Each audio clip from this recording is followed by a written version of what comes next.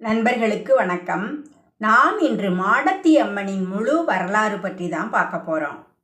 பல நூற்றாண்டுகளுக்கு முன்பு பசுமை வயல்கள் சூழ்ந்த ஒரு சிறிய கிராமம் இருந்தது.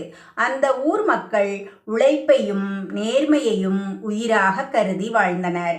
அங்கே ஒரு ஏழை குடும்பத்தில் பிறந்தாள் ஒரு அழகிய பெண். அவளுடைய பெயர் மாடத்தி. மாடத்தி சிறு வயதிலிருந்தே பிறருக்கு உதவும் குணம் கொண்டவள். யாராவது பசியுடன் இருந்தால் தன் உணவை பகிர்ந்து கொடுப்பாள். வயதானவர்கள் சுமை தூக்கினால் அவர்களுக்கு ஓடி உதவுவாள். நோய்வாய்ப்பட்டவர்கள் இருந்தால் அவர்களுக்காக மூலிகைகள் தேடிக்கொண்டு வருவாள். அவளின் நல்ல குணம் காரணமாக கிராம மக்கள் அனைவரும் அவளை மகளாக நேசித்தனர். காலம் சென்றது. மாடத்தி இளம் பெண்ணாக வளர்ந்தாள். அவளுடைய அழகும் பண்பும் பக்தியும் அனைவரையும் கவர்ந்தது. ஆனால் நல்லவர்களை உலகம் எப்போதும் எளிதாக ஏற்றுக்கொள்வதில்லை. அதே கிராமத்தில் செல்வாக்குமிக்க சிலர் வாழ்ந்தனர். அவர்கள் தங்கள் அதிகாரத்தை பயன்படுத்தி ஏழை மக்களை துன்புறுத்தி வந்தனர். மாடத்தி அவர்களின் அநியாயங்களைக் கண்டு அமைதியாக இருக்கவில்லை. ஒரு நாள் ஒரு விதவையின் நிலத்தை அபகரிக்க முயன்றார்கள். மாடத்தி அதற்கு எதிராக நின்றாள். ஏழைகளின் கண்ணீரை சாபமாக மாற்றாதீர்கள் என்று துணிச்சலாக கூறினாள். அந்த வார்த்தைகள் அதிகாரம் கொண்டவர்களின் அகந்தையை காயப்படுத்தின. அன்றிலிருந்து மாடத்தியை அவர்கள் வெறுக்கத் தொடங்கினர். எப்படியாவது அவளை அவமானப்படுத்த வேண்டும் என்று திட்டமிட்டனர். ஒரு நாள் கிராமத்தில் ஒரு திருட்டு சம்பவம் நடந்தது. எந்த ஆதாரமும் இல்லாமல் அதற்கு பொறுப்பாளியாக மாடத்தியையே குற்றம் சாட்டினர். ஊர் மக்கள் முதலில் நம்பவில்லை. ஆனால் பொய்யை மீண்டும் மீண்டும் சொன்னதால் சிலர் சந்தேகப்படத் தொடங்கினர். மாடத்தி எவ்வளவு மறுத்தாலும் யாரும் கேட்கவில்லை. நான் எந்த தவறும் செய்யவில்லை, அம்மன் மீது சத்தியமாக சொல்கிறேன் என்று கதறினாள்.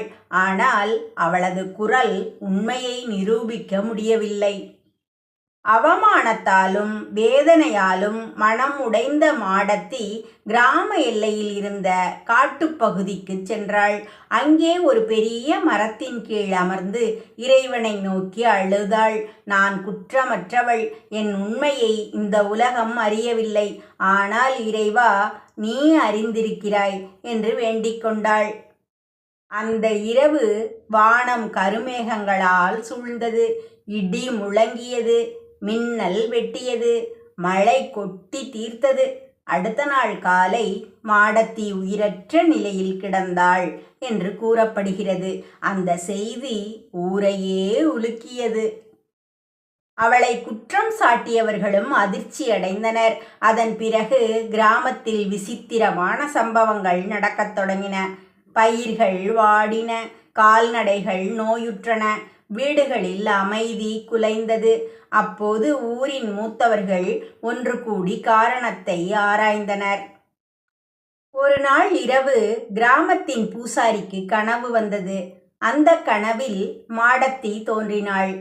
நான் நிரபராதி. என் உயிர் அநியாயத்தால் பறிக்கப்பட்டது. உண்மையை உணர்ந்து எனக்கு நீதி செய்யுங்கள். நான் இந்த ஊரை காக்க வந்துள்ளேன் என்று கூறினாள். அடுத்த நாள் பூசாரி கனவை ஊர் மக்களிடம் கூறினார். அனைவரும் அதிர்ச்சி அடைந்தனர். மாடத்தி மீது சுமத்தப்பட்ட குற்றச்சாட்டுகள் அனைத்தும் பொய் என்று பின்னர் தெரிய வந்தது. உண்மை வெளிச்சத்திற்கு வந்தது.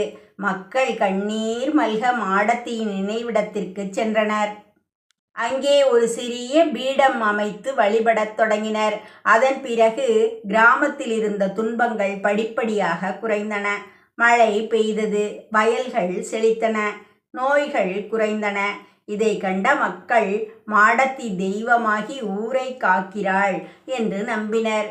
காலப்போக்கில் அந்த சிறிய பீடம் கோவிலாக மாறியது. மாடத்தி அம்மன் என்ற பெயரில் வழிபாடு தொடங்கியது. வெள்ளிக்கிழமைகளில் பெண்கள் தீபம் ஏற்றி வழிபட்டனர். மஞ்சள், குங்குமம், வேப்பிலை, எலுமிச்சை போன்றவை வைத்து படைத்து வேண்டிக் கொண்டனர். குழந்தை வரம், திருமண வரம், குடும்ப ஒற்றுமை, நோய் நீக்கம் போன்ற பல நம்பிக்கைகளுடன் பக்தர்கள் வழிபட்டனர். மாடத்தி அம்மன் நீதியின் தெய்வமாக கருதப்பட்டாள். பொய்யால் பாதிக்கப்பட்டவர்கள் அவளிடம் முறையிட்டனர். அநியாயத்தால் துன்பப்படுபவர்கள் அவளை நம்பி வேண்டினர். இன்றும் பல கிராமங்களில் மாடத்தி அம்மனுக்காக ஆண்டுதோறும் திருவிழாக்கள் நடைபெறுகின்றன. கரகாட்டம், பொய்க்கால் குதிரை, வில்லுப்பாட்டு, அம்மன் பாடல்கள் போன்ற நாட்டுப்புற கலைகள் மூலம் மாடத்தியின் வரலாறு பாடப்படுகிறது.